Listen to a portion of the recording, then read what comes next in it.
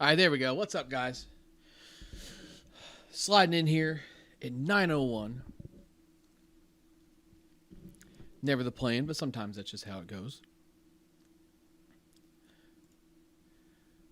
How is everybody doing this morning?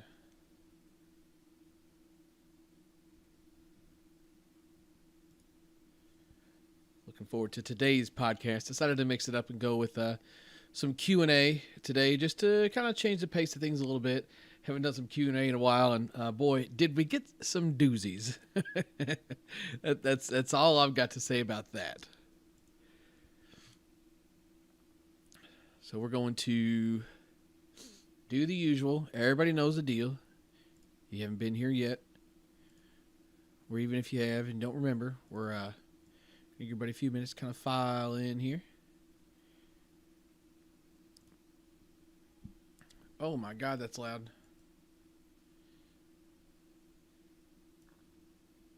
Yeah, that's better. Sorry for the ear check there. Let's see.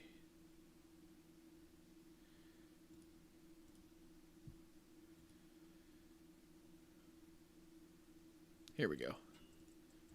Okay, so you didn't hear that. How's the mic sounding? Mic sounding good today? Trying to get my audio and stuff dialed in here.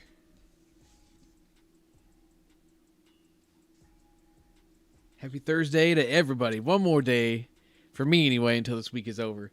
So my work schedule is kind of weird. Like, Sunday night is technically my Monday. So when I go in Sunday night at 11:30, I work, technically I consider that Monday. And it's like, so in turn, like that makes when I go in Thursday night, when I get off Friday morning, I'm done. So it's kind of like, if you're willing to like run yourself short on sleep, it's like having a 3-day weekend every weekend. It's kind of cool, really. One of the few perks to working midnights, I suppose.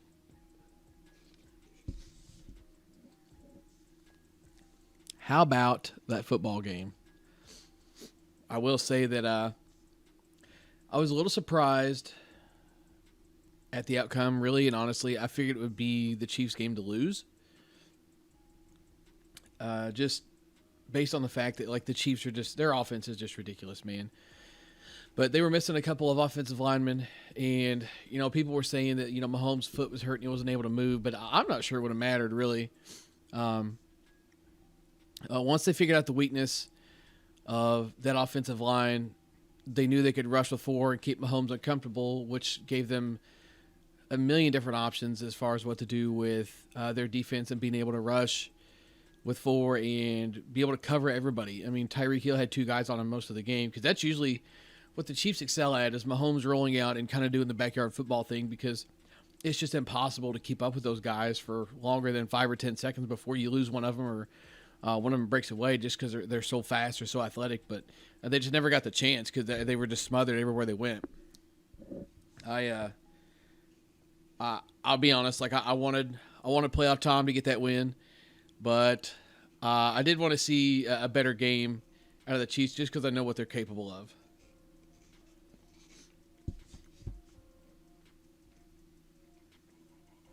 How does the music sound in the background? Too loud, too quiet? You're lucky, because I just about blew everybody's eardrums out with it when I first got it started. I'm shooting for like can just barely hear it. Like if I take a minute to collect my thoughts, you hear just the softest bit of the music in the background instead of like complete and dead and just like utter silence. It's kind of awkward, I feel like. So this is just kind of to cover that up. It's not really necessarily meant to be heard while I'm talking. If you can hear it, it's whatever. But it's just kind of meant to fill those empty voids in there.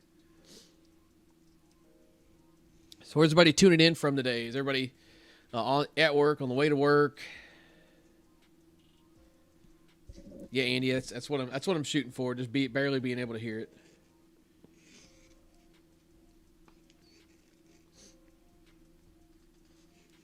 And for those of you that don't have Facebook or didn't see, we are going to do some live Q&A. If you didn't get a chance to get it thrown in over there, your question, go ahead and drop it in here, and we'll see if we can get to it. I've got a number of things we'll cover today. It should be an interesting one. Checking in from Ohio. What's good, man?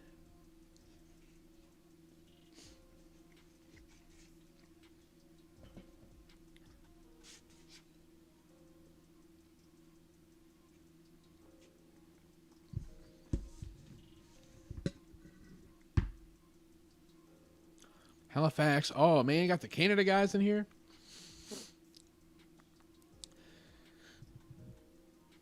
Oh, yeah. Yeah, we got the cold weather here, too. It's like, what I think it's 7 degrees on my way home this morning. It sucks so bad. Thankfully, I can get my remote start to reach in the parking lot where I'm at, so I don't have to like freeze my butt off or anything while I'm sitting there waiting on my car to warm up. When I get in it, the car can already be running, so that's kind of dope. I do enjoy that. I see the new ASA fad. I'm assuming he means Freakadelic. I believe that's what everybody calls those things. No, I haven't. I didn't see that.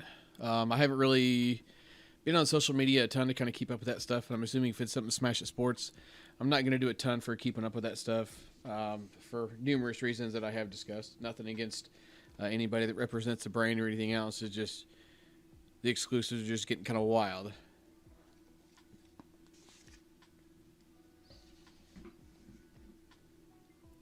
One thing I do want to talk about, though, is, let's see, I think a segment I'm going to start doing when there is new things to announce is just kind of some new stuff that's rolling out at like Headbanger.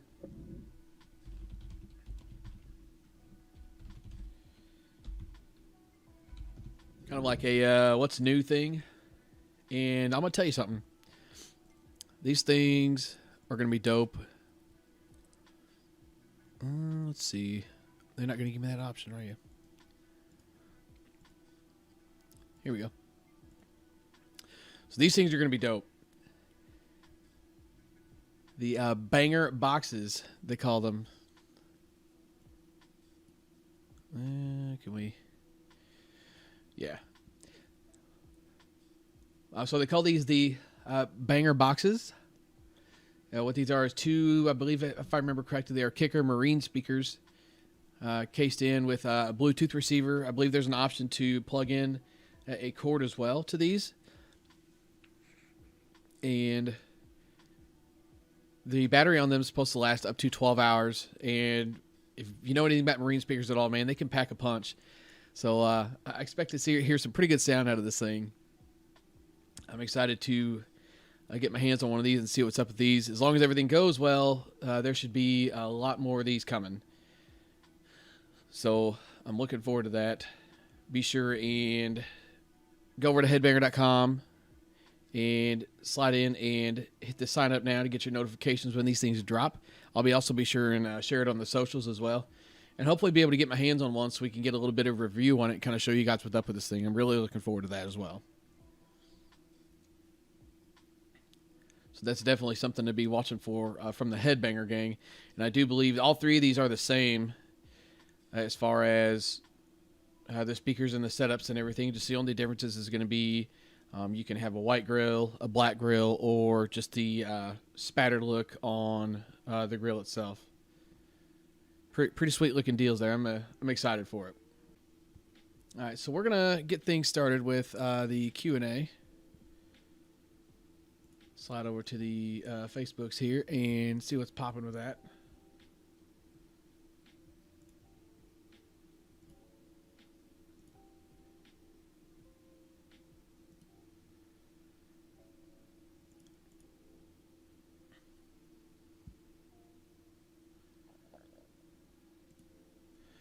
All right. So there were some good ones here, and there were some ones that well, I tell you, here's what we're going to do. We're going to start at the top. We're going to work our way through these. And there's some that I do want to answer just because they're funny. But let's get to the serious stuff first, and then we'll kind of go from there.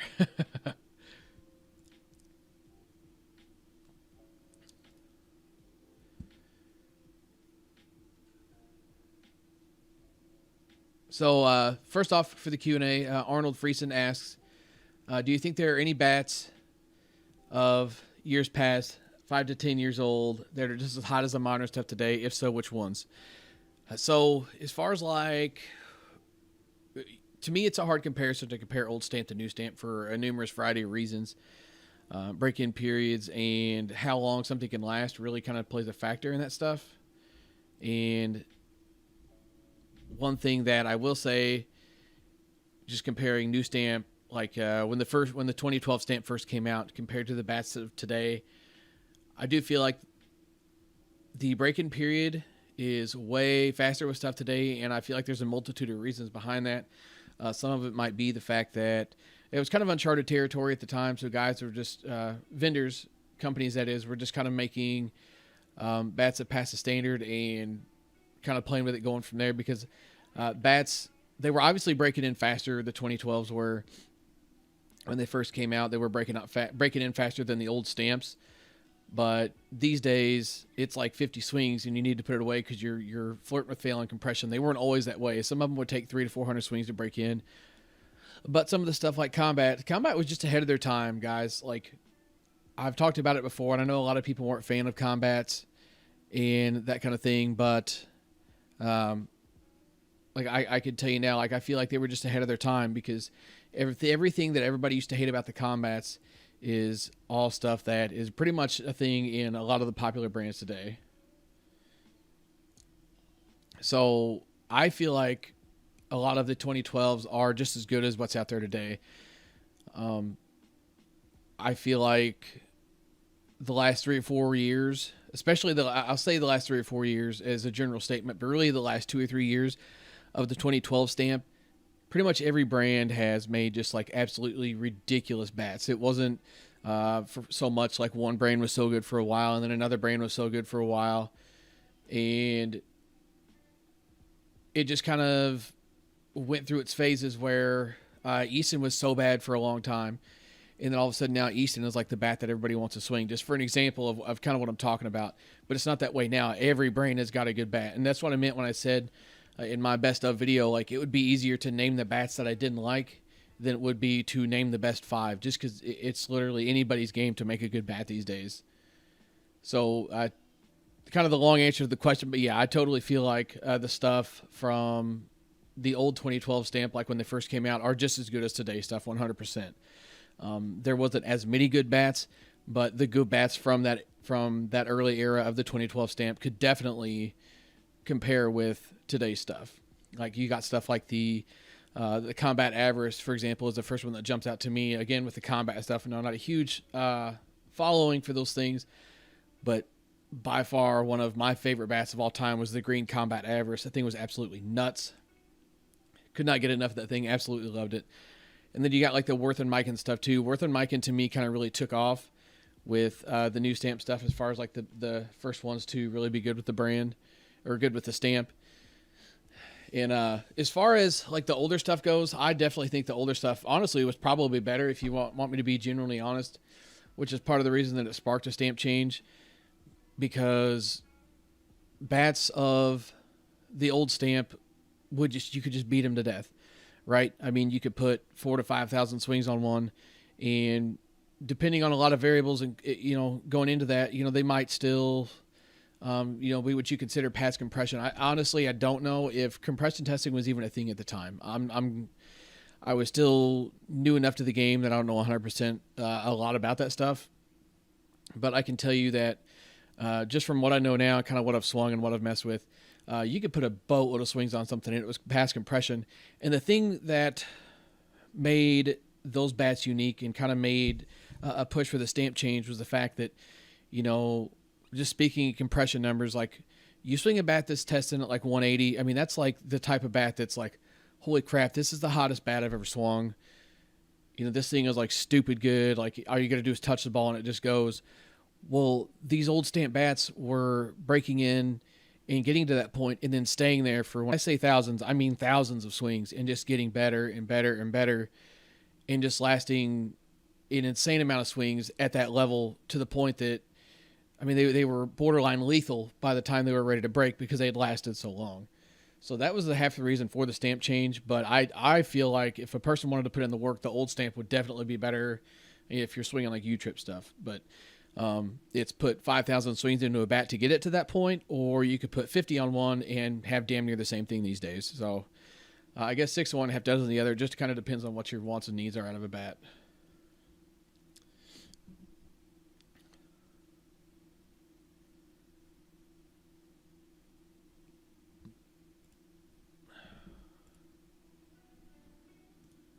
All right. Oh yeah, Kyle Herman says he still got the Plague Team Edition 2-piece. Dude, those things got hot for a minute. Like I said, that was kind of a like when they started selling well and everything else. That was kind of like when Combat was already on the way out. It's kind of funny because people were wondering like, where do these bats come from? Why are they so good and nobody's ever talked about them? They got cheap. What happened is they got cheap, and everybody started buying them up because like it's a cheap bat. Why not? Right? Just buy it, beat the crap out of it, and then everybody figured out that.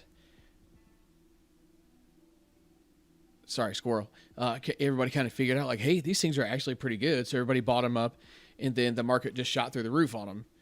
So by that point, Combat was already, if I remember correctly, was done as a brand, and they were just kind of like doing what they could to get the last bit of stuff out. And they held a lot of popularity for a long time. Those 2-piece Plagues did. And you still see him selling a little bit every now and then, but I know that my guy Nick Vance, I don't know if he watches this. I think, if I remember correctly, Nick has been in here a few times as I've been doing these podcasts. But man, I'm telling you what, you talk about somebody that can wheel and deal some bats. Nick Vance was really good at it, and he had people just giving insane trade offers for those things. And like I said, it's just a supply and demand market these days. And he capitalized on that and did pretty well with those things, wheeling and dealing them.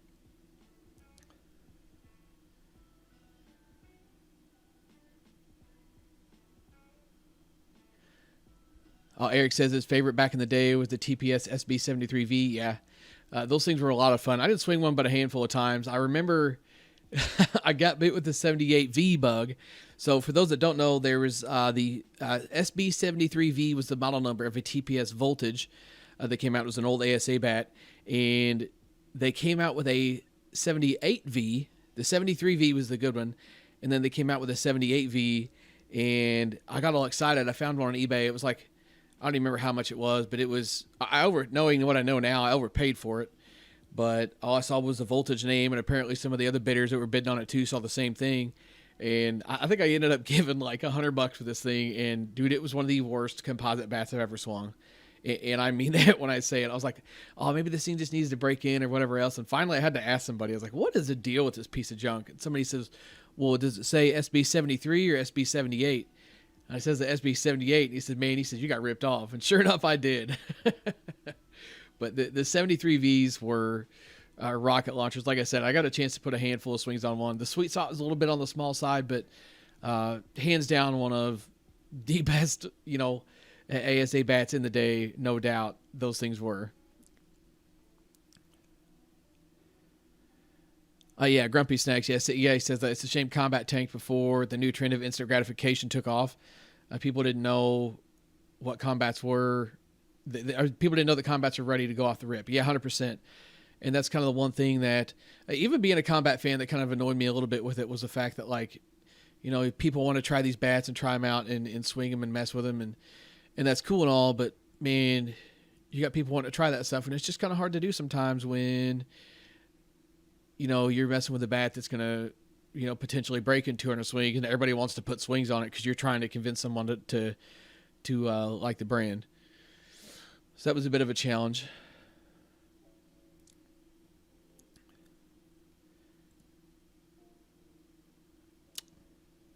Yeah, so Gio, that's kind of what I thought. The bat testing standard started in 13. I believe that was part of the reason with the new stamp. But like I said, I can't remember 100% for sure. I was still pretty wet behind the ears to the game when things were to that point. I was still very much in the, I need 200 bats in my garage kind of guy. Like, I needed as many bats as I can get. And there's nothing wrong with the guys that want to collect bats and have a bunch of bats. And, I know a couple of guys that have got close to 100 bats. And I'm not talking cheap bats either. That's just what they choose to spend their money on, but they choose to invest in. That's completely fine. But those days are done and over with for me. I I would be surprised if I walked out to my garage right now and had I bet about probably got under 4 bats, probably 4 or under, that I intend on swinging or keeping. I've got some other stuff out there I've been trying to sell and just kind of stuff that's sitting around just for a rainy day type stuff. But as far as stuff that I plan on gaming, maybe 3, maybe 4 bats tops. And that's just because I just kind of stumbled into them. It wasn't even to try and stockpile or anything else. Really, it's just kind of stumbled across the deal and picked it up. I don't need, people are posting, what's your gamers for the year, and they've got, 18 Jason Branches or, 10 Easton of some sort. Like, that's cool. I mean, you can definitely do that, but you're not going to use all 10 of those bats in this year. And if you can break all 10 of those bats, you are a freaking man.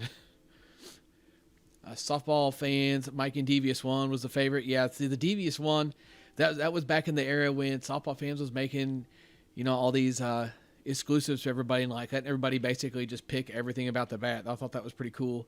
If I remember correctly, the Devious One was in that group as well, because I know Combat did one with the Combatant, and I want to say the Devious One was that way, and I think one of the Worth Titans was as well. Yeah, Combat was definitely one of the first to compete with Mike in the ASA market, or sorry, the senior market. You said senior market. Yeah, no doubt was one of the first competitors in the senior market. And dude, I'm telling you, probably to this day, probably one of the furthest balls I've ever hit in my life, if not the furthest, was with one of the old Mike Masinko senior gears. It was one of the yellow ones. It was an inloaded 28. And, I mean, it was a fairly warm night. I can't remember what the ball was. A 44 375, I believe. Probably some kind of microcell or something, because that's what we all hit back in the day. And, man, I remember hitting that ball. I parked in the back row of a parking lot. I was in Alabama. I don't even know what field I was at. I parked in the back row of a parking lot thinking, like, oh, I'll be good out here. And I hit that ball, and I immediately thought to myself, that's going to hit my car. And then, of course, I took 10 more swings trying to hit a ball that far again, and I was not good back in the day. If you ask me, I'm probably still not very good, but compared to what I was back in the day, it was not good at all. And, dude, it was rough. It was so rough. So I put probably 20 more swings on it, thinking like, man, this one's going to be the one. I'm going to hit it even further. I'm going to hit another one out there. And I just ended up wasting my time. So it frustrated me that I couldn't hit another one out there. But I'm telling you, those things were nuts. Absolutely loved them. There was that one. I swung a few more of the seniors as well. It was the Sanitarian was another one. Let's see. I'm trying to think to myself now. Gosh, what were some of the other... Eric, you know your stuff about the combats here.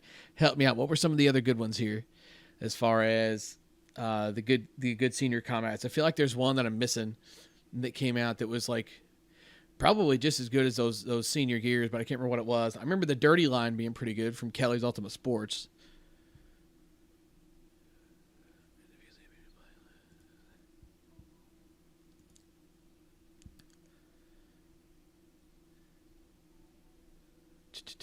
Let's see. Dig up another question here. Brad Griffith says the 240 versus the 220 standard. If I've swung the 240 stuff, I haven't swung it yet, but in my opinion, the 240s are. I'm going to do this test just to see, but in my opinion, the 240 standard bats will be just as good as the 220 standard, but obviously, with both of them testing at 240, I don't think you'd notice a difference in performance. I do plan on doing that experiment, trying to get 2 bats of the same specs, like as far as like barrel size and weighting and inload and stuff, and breaking the 220 standard bat down, breaking it into 240, and then breaking the 240 bat into 240, and comparing apples to apples and see what we get with live swings and off the radar. I feel like that'd be a good video just to kind of illustrate what the standard is about and kind of go from there. Brian Kane says, if my wife says I have to choose between her or softball, do I get to keep the dog or does she? This one made me chuckle last night.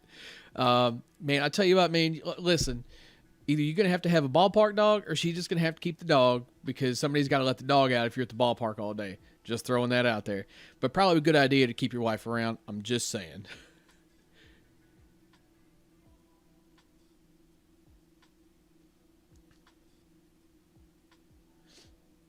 Oh, Ryan Wickstrom says a joint podcast session of the BP Hero and one of his oldest, dearest softball Facebook, YouTube friends, who even supplied a bat for a review that once the BP Hero broke. Yeah, you right. And dude, I'll totally have you on sometime.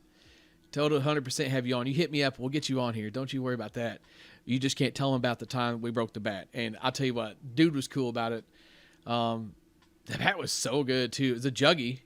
So, what year was that? I think it was a 17 a U-Trip Juggy, if I remember correctly. I think it was pretty fun. I remember we got done hitting it, and he told me how many swings it had on it. I don't remember exact numbers or anything now, but he told me how many swings it had on it, and I guess just assuming that it was going to take more swings, we went out and put it through its paces with our usual stuff. And I got done and I got to looking at it right before I sent it back. I want to say that's correct. That I looked at it before I sent it back and realized that it actually ended up having what started as a crack in it. Man, it kind of bummed me out. But dude was so cool about it. Like I said, me and Ryan go back, clear back to the softball fans days. That was, I'm telling you, that was the heyday for me and my softball stuff. I know I talk about that a lot, and I'm a headbanger guy now, but dude, those forums made me what I am as a player. Made this following what it is. So many guys came from over there, and those are kind of the glory years. I feel like kind of one of the old guys at the park now. You get all the old guys at the ballpark telling all their old stories, and you come on here and do that stuff. And even some of the guys we play softball with around here were even on there. It's kind of funny to sit and chuckle about some of the stuff that we used to talk about on there, go on about. Like we had the Mid-Missouri thread, everybody got in there, and then the St. Louis thread. You'd always comment till there was 3,000 posts, and then delete it and make another one. And it was so funny because I would get on there and troll people. I was a moderator on the forum at the time, and I would get on there and edit people's comments, or when a thread locked, a moderator could still comment on it. So I was having all kinds of fun with that stuff. I'm telling you, that was the heyday of softball right there for me. That was one of the good times for sure. Anybody that was on Softball Fans, drop your username in the comments here. Just I want to see who all is still here. Hello from Miami, Florida. Oh man, speaking of Florida, hey man, did you go out and see Tom Brady throw the Lombardi Trophy from one boat to another? Were you there for that? What's up, man? Glad you guys checking out the podcast. Yeah, I think it might have been the Combat Wanted. Yeah, the Combat Wanted was another one. The U-Trip was good. The ASA was stupid good. And then the seniors were awesome as well. Man, I'll tell you what, the ASA Wanted, the first year of the ASA Wanted and the first year of the ASA Derby boys were, in my opinion, hands down, some of the best ASA bats money can buy.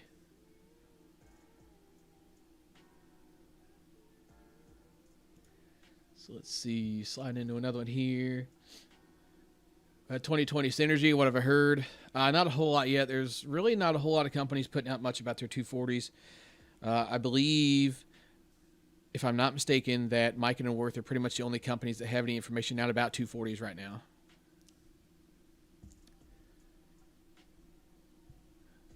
Brian says, when will we see our next Dave sighting? Will he ever be on the channel again or doing anything with softball? Man, you ought to know. He ain't even going to listen to this. Dave ain't listening to nothing. Dave ain't doing nothing on social media. For those that don't know, we're talking about Gabe. We all call him Dave. He's got like an alter ego kind of.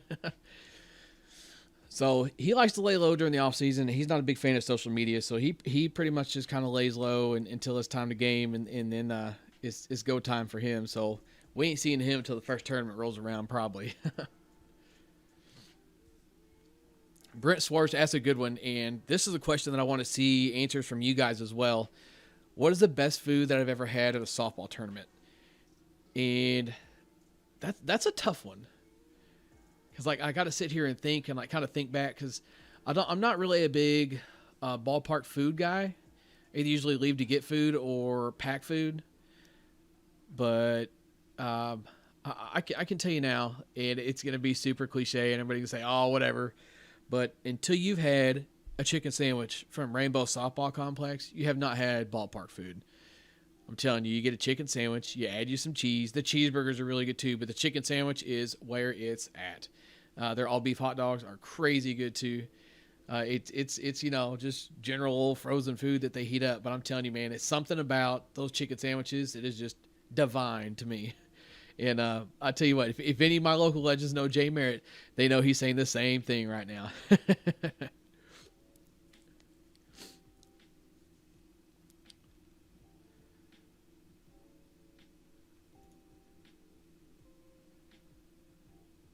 O'Brien also says, when are you taking BP next? Asking for a friend. Well, I'll tell you what, man, whenever you pick the phone up, that's when we're taking BP. You're in bed anyway, so I don't know why I'm answering your questions.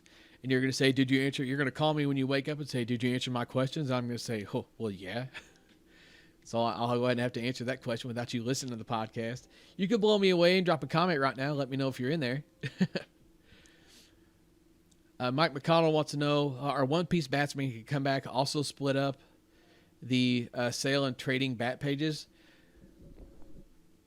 So I do think one-piece bats are making a comeback, and I'm going to be honest with you. I'm not 100% sure why that is. I can't pinpoint it, but I've even found myself, I was never really huge preference-wise on whether I wanted a one or two-piece bat. The only thing I've ever disliked when it comes to bats is like super flexy handles. And, even some one-piece bats can have super flexy handles. But I have found myself gravitating towards one-piece bats. Obviously, I swung the Pures all year last year. I was a big-time fan of a handful of the Wegman lines. My BP bat for the winter is an Easton L5. And I don't know if it's just one of those things where I just beat on the L5 all the time, so I'm used to that one-piece feel, so I want that out of the Pure or whatever else bat I'm swinging, because I thought the Louisville Slugger Genesis was just absurd as well. Just nuts, absolutely nuts for a softball bat.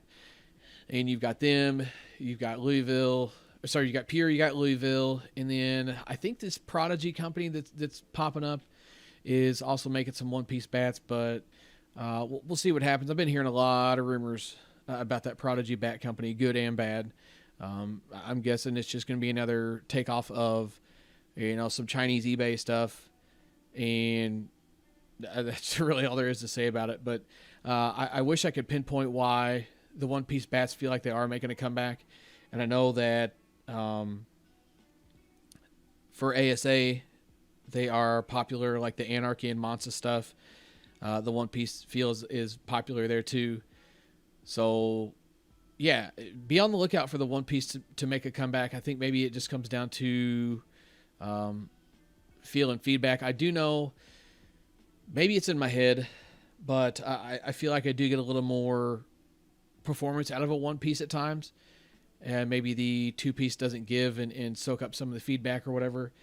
I'm not real 100% sure on that, but I do know that Don Cooper has said before on one of the Major World Series streams that he was doing that a one-piece bat velocity-wise will always test higher because it doesn't lose any of the energy from the connection. So I totally think me feeling that difference is in my head, but I wish it could answer why the one-piece bats are making a comeback, but I don't know, but I'm here for it. I'm actually kind of hardcore debating going one-piece if we have to swing Easton's this year with this team I'm playing on, back with the Sonic guys, and looking like we might have something going with Easton.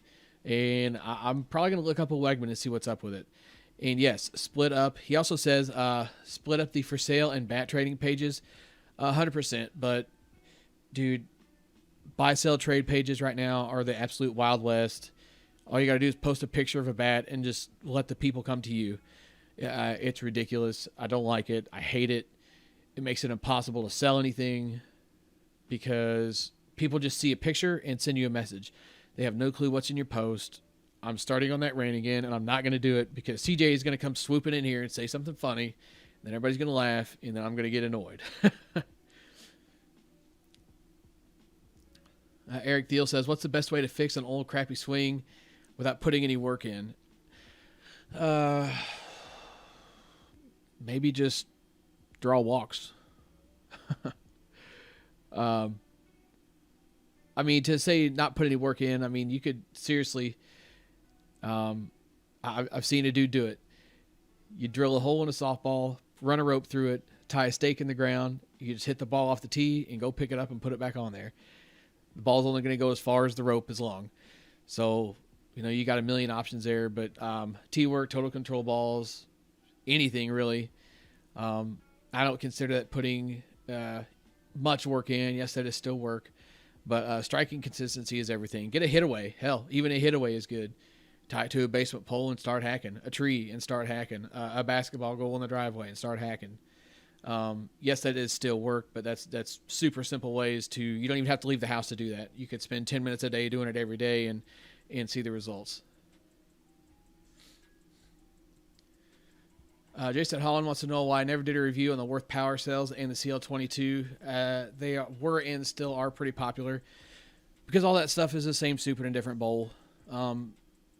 I could review every exclusive Worth and Mikan and Easton that comes out, but as a content creator from the creation side of things, man, it just gets kind of boring after a while because it's all the same crap. The Power Cells are just a big barrel Worth, and the CL22s were just a short barrel. I think it was the branch that year, and that's not taking anything away from them. That's not saying they're not good, but man, you can only swing so much of that stuff before it just gets kind of boring. I'll just be 100% honest. Everybody's got their reasons on why they think this bat is better or that bat is better, or exclusives are, so much a thing. And like exclusives aren't what they used to be. And exclusive used to be if you wanted a bat with that specific set of specs, you had to buy it from that exclusive store because it was the only place you could get it. But it's just not a thing anymore. And that's, I'm not saying that it doesn't still happen. You may get a company that comes out with like a specific inload for a bat you want to get through him or through them, or maybe like a specific handle and barrel combo, that kind of thing. But for the most part, exclusives are just pretty blah. I will say, completely unbiased, Headbanger does a good job of mixing it up on their exclusives and doing stuff that is different or doing things that is kind of in demand and maybe not necessarily available. Keep your eye out for some good stuff coming from that. That's all I'm going to say. Moving on. Top 3 candy bars. Not a candy bar guy, really, but I would go, whatchamacallit, Three Musketeers, Snickers ice cream. Thinking that's the route I'm going.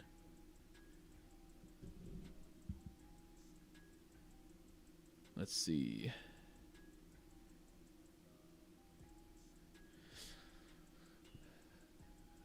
Let's see. The ISPS guys want to know how can we hook up for a one-on-one. Just hit me up, slide in the DMs. We can probably get something going. If this weekly podcast is going to start being a thing, then we could definitely use something to fill the content. So you can hit me up and we can see if I get something going for sure. I'm here for it.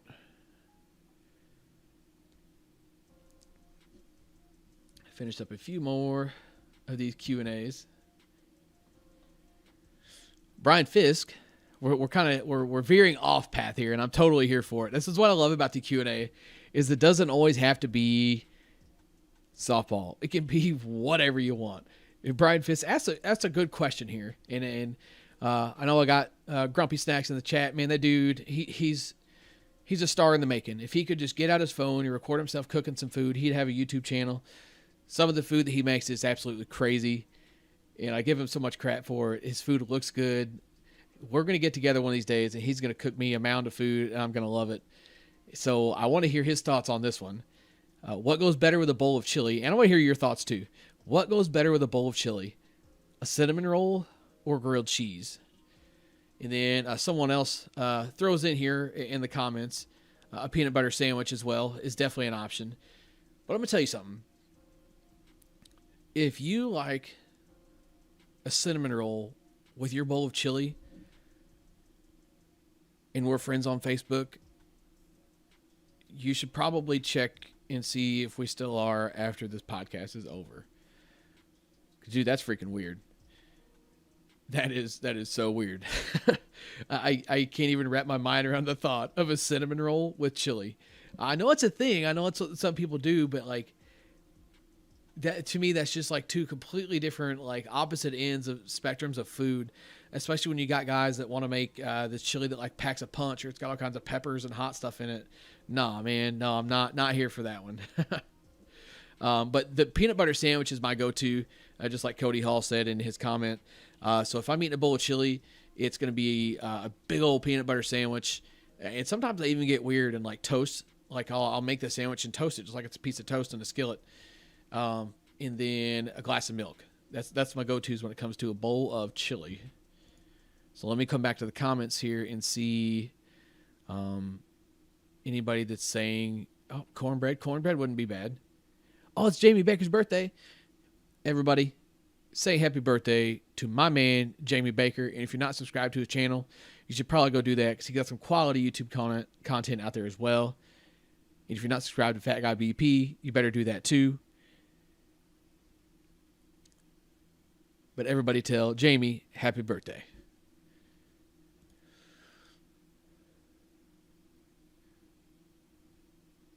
Let's see. So my guy CV Laws wants to know, why do seniors get screwed on bat prices?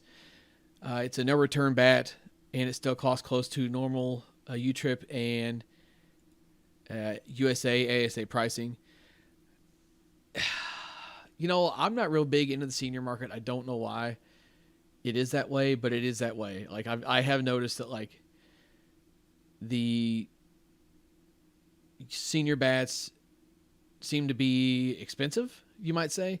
Some are durable, some are not. And I know that was a lot of the big gripes with some of that stuff was the fact that they just don't last. Like some of the guys were getting like 200 to 300 swings out of them, and seniors are hot. They're wicked hot, and sometimes you run into durability issues, especially hitting a senior ball, because a lot of times a senior ball is a 44 375, and dude, I mean, it's wild.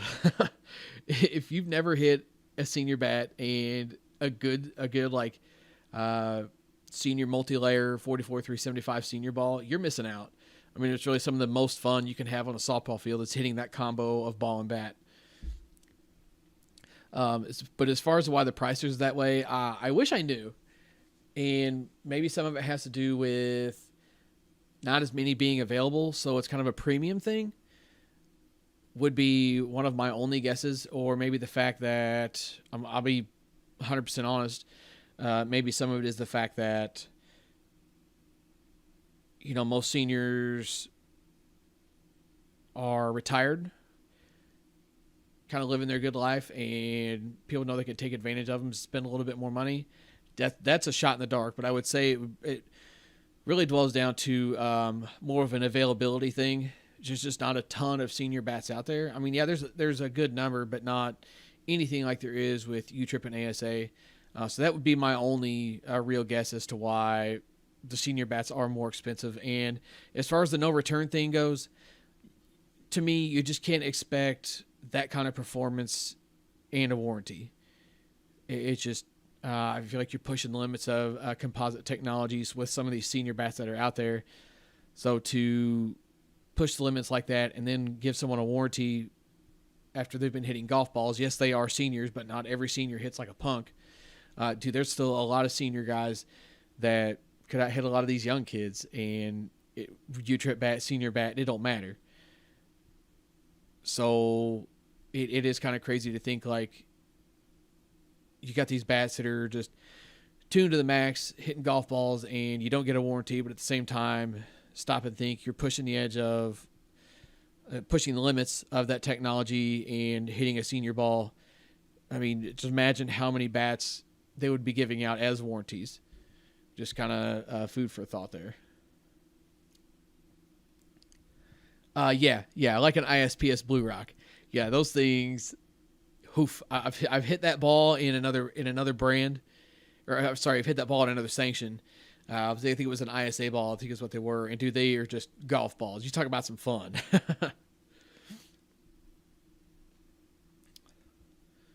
So let's see, sliding into another one here.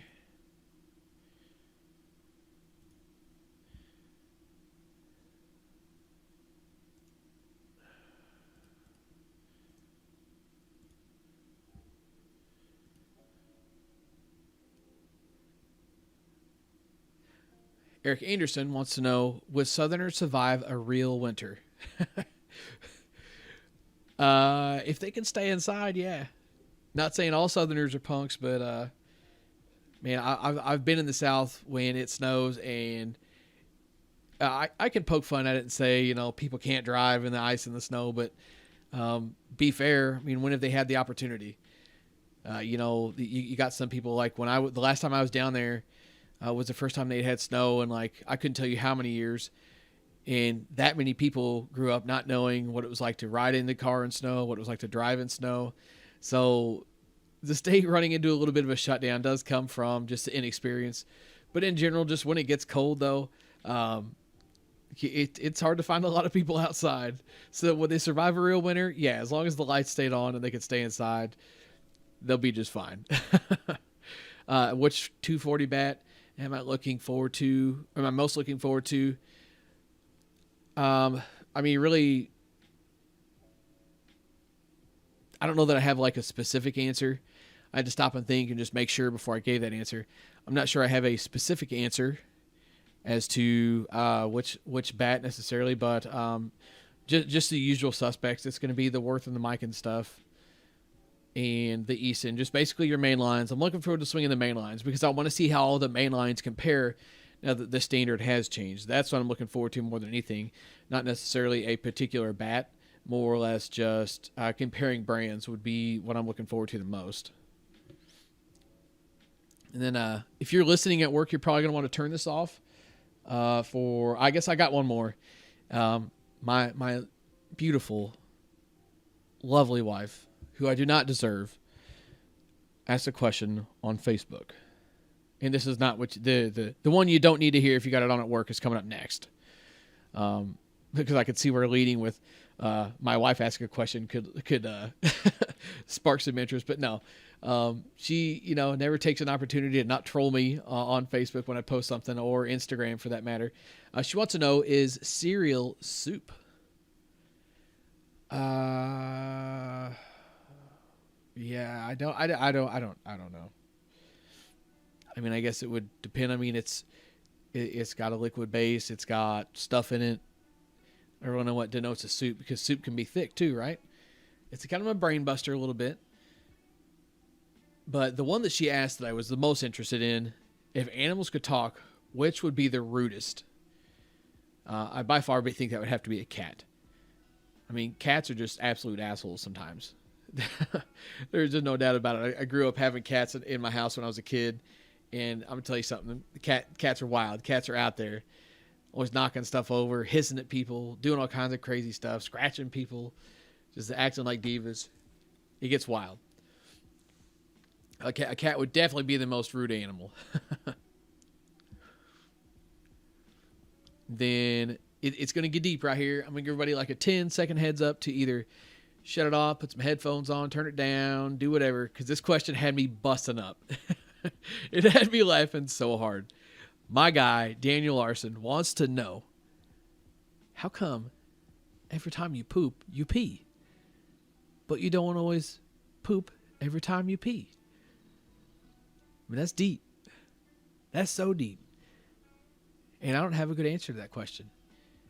And I did one or the other and thought about that last night. And I was like, why is that? And I got to thinking to myself, do I have to? Or do I not have to? It's trippy. It's trippy. The human body is an incredible thing. That's all I'm going to say.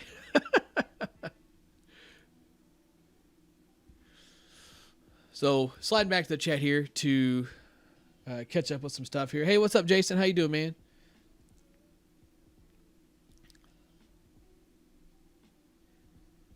Oh, yeah. Snacks is right, though. Birds can definitely be some jerks, too. Out there pecking on stuff and pooping on everything. But Adam is right. A cat would eat you if it was bigger. I mean, just stop and think. Like, Tiger King, man. I mean, that lady killed her husband and fed it to a freaking tiger, and the tiger ate it. If that cat was bigger, your cat would eat you, bro. A review on the Mikan last call. I mean, to be 100% honest with you, Freak Primo and KP23. Whatever the review is on that is what the review is going to be on the last call. Just keep it 100 for you there. It's not that I don't want to get that content out. I thought about grabbing a couple of those just to get the review in for some filler content, but I'm really trying to get everything ready for 2021, and that involves just trying to keep everything ready when the 2021 start coming in. If I've got 2020 bats that I need to swing when the weather clears off, then I feel like it's just kind of a waste of time to have those when I got 2021s I could be swinging.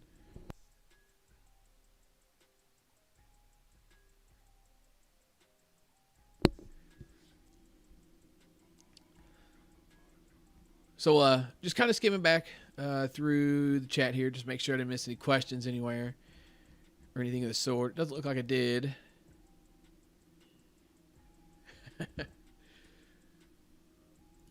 See, I am going to check the other socials just to make sure I didn't miss any questions there too. If anybody's got anything, just be sure and throw it in the chat here.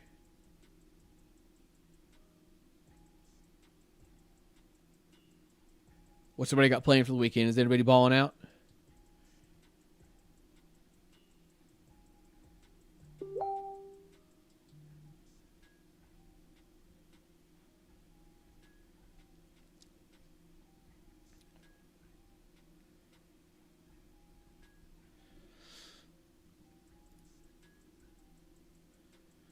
When do I think the 2021 Resmondos will be out? I mean, as far as that goes, I think everything's set to release as far as if you're assuming that you mean the 240 stamps. I'm thinking everything sounds like every company is going to be mid to late March as far as getting stuff actually released. So that's the guess I have on that. It would be just the same as everybody else. I haven't really kept up with the Eastons a ton.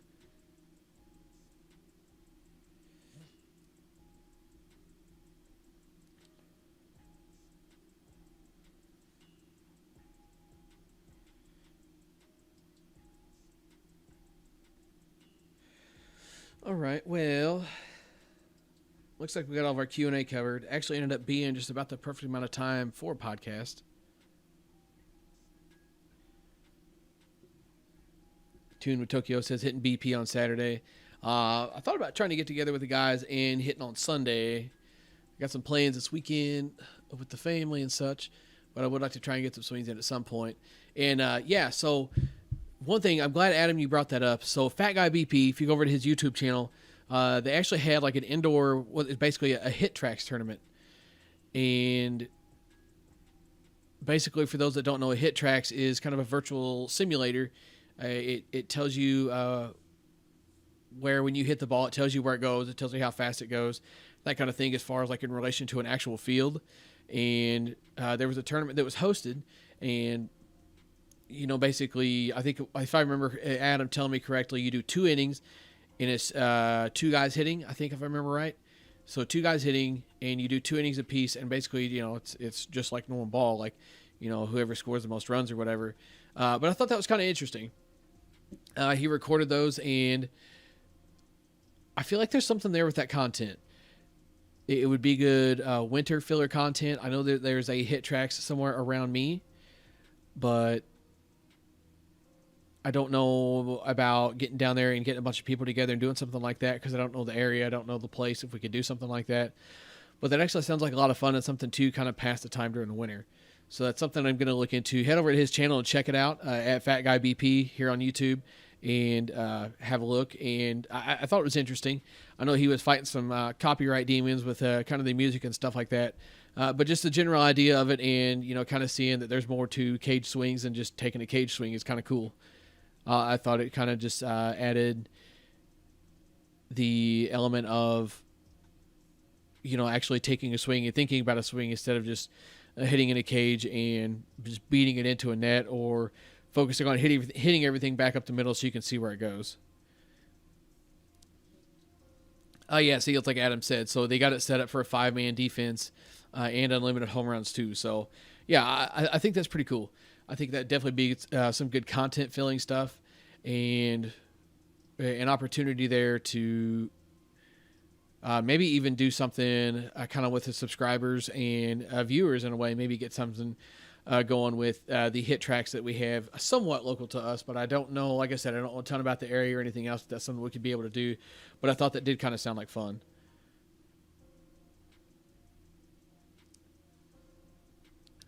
Gio, what was your question? I think I saw you answer a question or ask a question, but I'm not 100% sure.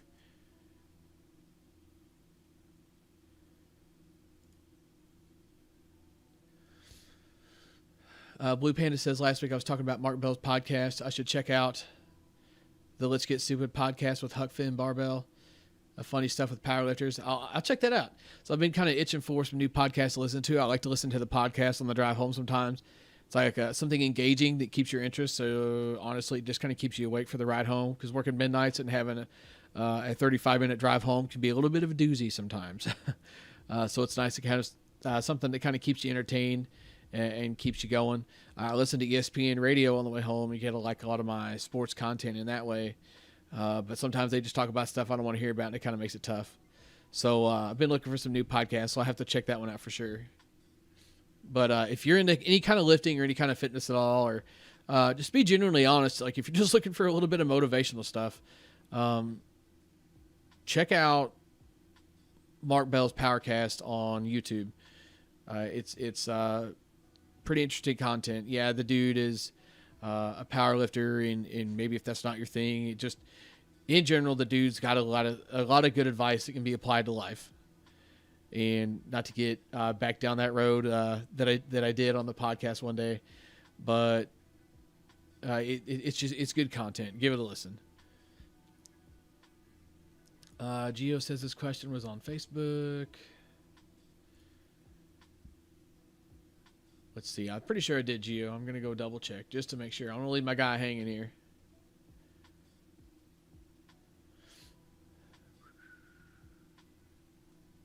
See, this is why I like this music for stuff like this. I can kind of skim and scroll through these comments, and it's not just like dead silence.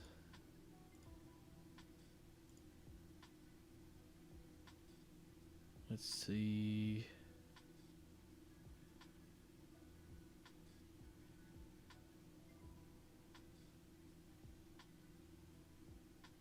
Soup is a good breakfast. Gio, what's the matter with you? So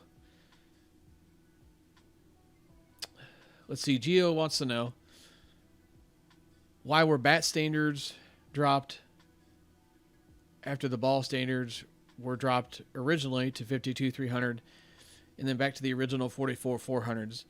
Are they trying to eliminate batted ball speeds? What's the end game with equipment per organizations? So I'm going to assume you're referring to the U-Trip stuff, the 240 stamp, and the Pro-M ball. And straight from damn near the horse's mouth, the explanation that I got on that topic and situation was the point of going to the Pro-M, which is a little bit harder and a little more consistent of a ball in warmer temps. The reason for going to a better ball and then the 240 bat was the ball was supposed to offset the 240 bat.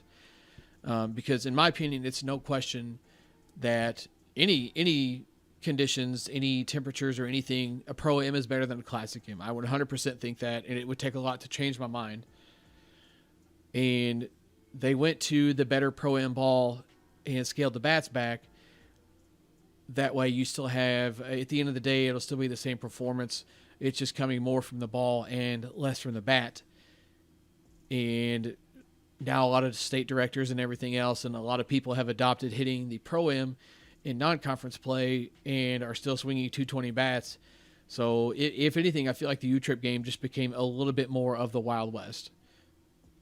Not really sure how I feel about that, especially as a pitcher, but I guess it is what it is. But that is the explanation that I got, because I did ask that question, is the Pro-M was supposed to be a better ball to replace the Classic M so they could tone the bats down and you still get the same performance. And that's not happening. It's happening at the conference level, but it's not happening anywhere else.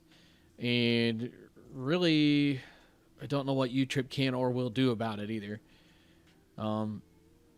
It's just like anything. People have been spoiled with hitting the Pro-M now, so now they're not going to want to go back. Even just the short amount of time that they were able to hit them, you make them go back to a Classic M, and people are going to have a fit. It's just the same reason why NSA went to a 52-275 for a while, and everybody started having a cow. NSA numbers really died off because you could go play U-Trip and hit a hard ball. People blame misfortunes on equipment. It's just a fact of life when it comes to slow pitch softball. But I'm not saying obviously I'm going to prefer to hit a harder ball, but I could feel just as comfortable hitting a 52 300 or a 52 275 as I could hitting a Classic M or a Pro M. You got to put a good swing on a 52 275 to get it to, or a 52 300 to get it to do what you want it to, and that should be your goal at the plate, not to let a hot ball and a hot bat bail you out of whatever situation you're in. But that is what the end game is for associations, is to keep players and keep interest. And going back to the Classic M for a non-sanctioned play, especially with as many Pro-Ms and things that are being produced now, would be a bad play on U-Trip's part. So welcome to the Wild West, even a little bit more than it already was. Hitting Pro-Ms with 500 swing U-Trip bats that are testing in the 170s, and there's really not a damn thing anybody's going to do about it.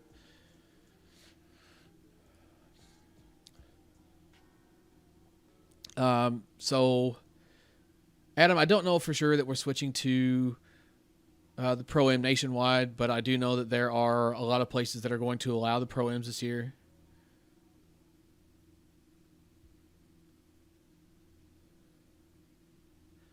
Yeah, and it's like Jason says, he likes the consistency in the warm weather. A lot of balls end up turning into mush in the heat. Yeah, I really do think that. Now, I will say sound changes dramatically with a 52 core ball in the heat, but I genuinely feel like the ASA balls hit just as well in 95-degree weather as they do in 80-degree weather.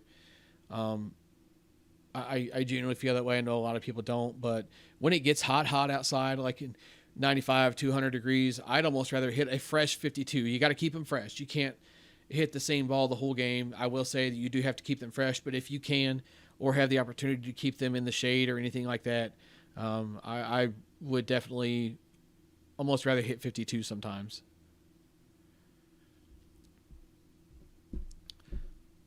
Gio says they should go to a small picture screen and use whatever you want within current stamps. We have played them in the last tournament, and with you wearing it was great.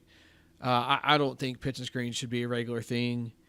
I don't know. I just feel like it kind of takes away from the game a little bit. Yeah, Gio, 52 300 balls are terrible if when you say when you hit them up. So you've missed the ball. You've put a not good swing. I won't say a bad swing. You struck the ball in not a way that you intended to, where if you put that same swing on the same ball and it was a Classic M, or sorry, the same swing on a ball that was a Classic M, you're potentially talking about a 270-foot pop-up or a home run. The 52 300s are going to make you earn your hits, and I see nothing wrong with that. It's just me personally. That's why I'm kind of a big fan of the 52 300, 52 core ball in general. It's going to make you earn your hits. You got these guys that want to Judy and dink and dunk and do that kind of thing, and that's what you're talking about when you say hit them up. They just hang in the air because it wasn't a good swing. So it's just going to shoot straight up in the air and let someone camp underneath it and catch it. It's making you put a good swing on a ball instead of just dumping something in, because it's a hard ball that went off the end cap of your bat and still falls over the infield. Yeah, the 52 cores expose a lot of people, and that's what I like about it. It exposes me too, don't get me wrong. I'm not saying that I'm some kind of master of hitting a softball or 52 or anything like that. But that's what I like about the 52 is it exposes people. You know, can be a game changer at times, or it can be a game changer at times, and to kind of level out the playing field a little bit too. I talked about it 1,000 times. I also think that it takes kind of bats out of the equation a little bit. Yeah, obviously a bat that's testing at 170 is going to hit a 52 harder than a bat that's testing 300, but that gap in performance is way less than it would be hitting a harder ball. At the end of the day, that bat that tests 300 is still very effective hitting a 52 because it's all about the swing you put on it. Adam says, do I cut swing 52s or not? I guess inadvertently I end up putting a lot of spin on a ball anyway, and 52s are included in that. For years, before I really got into like U-Trip tournament stuff, we basically hit nothing but 52 300s. So learning to spin a ball, I guess, just kind of one came second nature, and two just kind of accidentally happened with kind of how my swing evolved. And I don't like that at times, but it's just kind of, it is what it is at this point.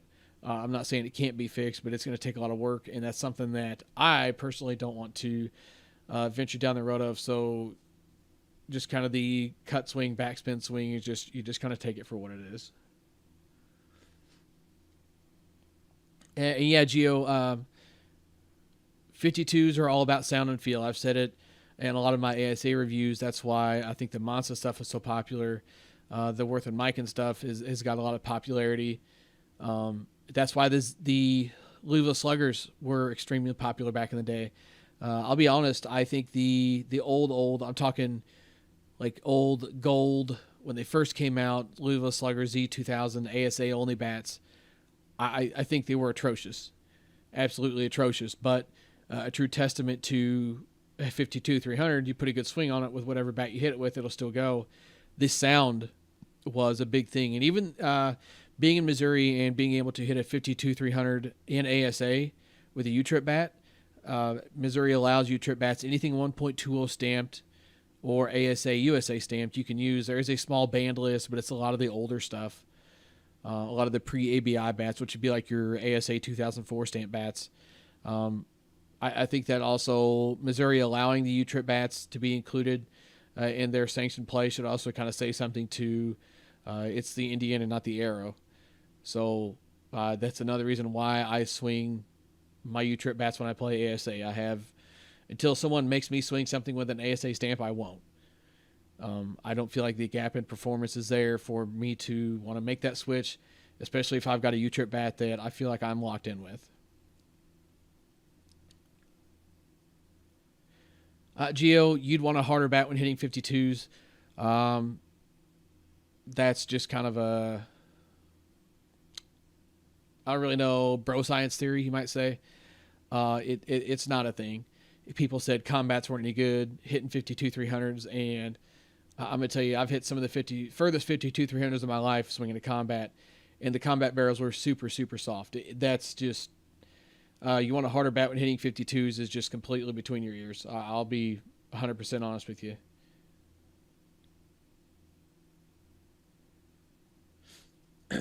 But I'm going to wrap it up, guys. Got to get to bed at a decent hour today, get some stuff done this evening, so I'm going to head out. Thanks for stopping in and checking it out. I dug the Q&A. If you guys got any ideas for any kind of other different content we can do with the podcast, be sure and hit me up, and we can try and get it in. I do know that ISPS guys have already sent me a message. We'll look and be hooking up with them soon. I do want to be able to host a few more guys in the near future. Wick, if you're listening to this, hit me up as well. Dude, I don't mind having you on here. You're my guy, man. We go way back, and that it goes for, it goes for a lot of these guys like Adam, my fat guy BP. I want to get hooked up with him one of these days. I know he's working usually during this time of day. So it might be kind of difficult, but I'd like to have him on. I'd like to have a lot of people on, and doing weekly podcasts, it's going to be something that having people on is going to have to be kind of a thing to help it not feel so dry to me. So looking forward to doing some of that stuff here in the very near future. So thanks for stopping in and checking it out, guys. Had a good time, as always. I'm glad the podcast is back in vibe, and I'm really enjoying it. Swing hard in case you hit it. Snack Says Cooking Podcast incoming, and I know he's lying. I'll catch you guys next time.